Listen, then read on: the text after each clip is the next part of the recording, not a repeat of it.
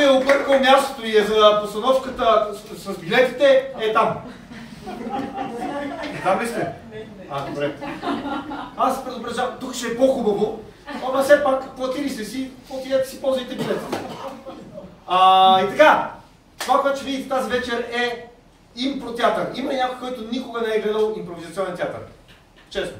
Един, двама, трима човека и вие не сте. Чудесно, най-обичам Агнешко. Днес на публика. Това, което ще видите тази вечер е изцяло импровизирано. Тоест, случва се тук, на момента за първи и последен път. Импровизаторите не знаят какво ще играят, не знаят какви реплики ще кажат, не знаят какви персонажи ще изиграят. Всичко се случва спонтанно на момента и ако вие в някакъв момент се чудите какво се случва, бъдете спокойни и те се чудят какво се случва в този момент. Така че, заедно, импровизаторите, публиката ще създадем едно представление тази вечер, което ще е и финалното за този сезон на група Бидон Кихот. Те са голяма група, 14 човека ще видите на сцената тая вечер. И сега, преди те да излязат, преди сюблимния момент, в който те ще се появят на сцената, правим една